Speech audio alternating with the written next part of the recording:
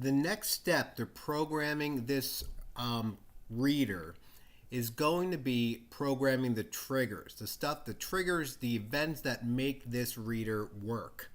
Now, I'm going to start this off with the simplest of the triggers. I'm going to program the door contact triggers. So I'm going to open up my door contact.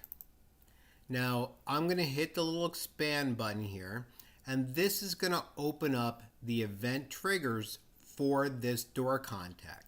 We're going to tell our software the event trigger, if this event happens, the action items, then do this. We want to program a trigger that tells the hardware if the door contact reports a door forced or a door held open. So if the door contact reports a door forced or held open, then what do you want us to do? The action items.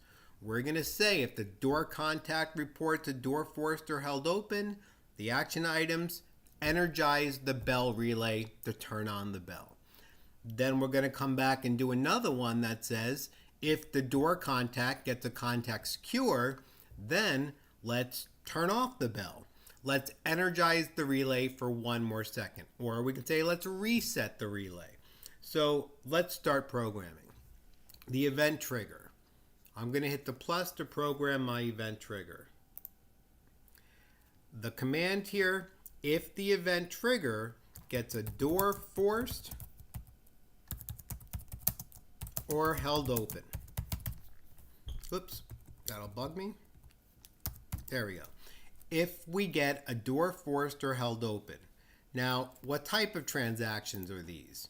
These are contact transactions. Which contact transaction? Here's all the different types of transactions that we can get on a contact point.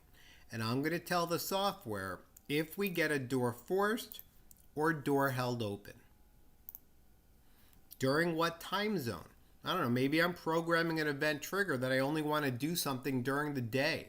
You can do that, but we're just going to say always. So there is my event trigger. If the door contact reports a door forced or held open, then what do we want to happen? I'm going to hit the plus down here. Now, I want to energize the relay to turn on the bell. Now, I'm going to skip description. I like to kind of copy and paste. So the device, the action effects, right? The event trigger we're programming is going to do something to the bell relay. So when I open this, I'm going to click my Relays tab. And there is the bell relay. Now I'm going to see all the different commands, the different things that we can do to a relay.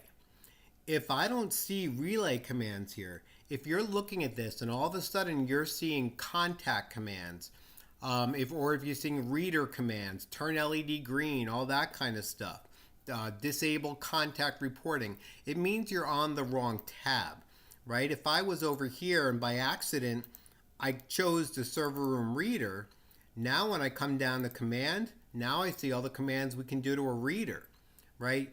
If you're not seeing energize relay or commands that you do to a relay, you're on the wrong tab. Change the device, the action effects. Click on the right tab, which is relays, choose the relay. So, if we get a door forced or held open on the server room relay, I want to energize that relay. For how long? 0 equals forever. And what I like to do here is I'm just going to right click this command here and paste it there. Save it. So, if we get a door forced or held open, we're going to energize the relay to turn on the bell. Now, I'm going to come back in and do this again because I need a way to turn off the bell. So I'm going to hit the plus up here in the event trigger and program a trigger that says when the door closes, then let's reset the bell relay. So when we get a contact transaction, I can say door closes, contact secure. I'll do them both. I'm going to say door closed, contact secure, right? All programmed for you when you use our template. Contact transaction, which contact transaction? When we get a contact secure.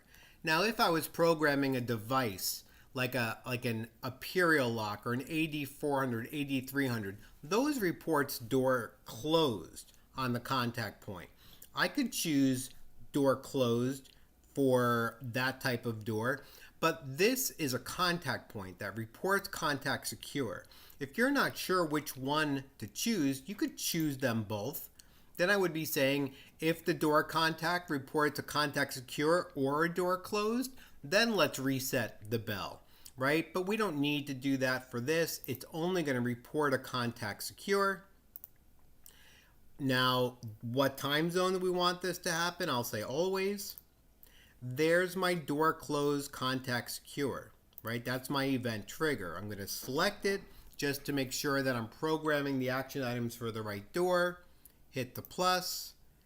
Now, what do we want to happen?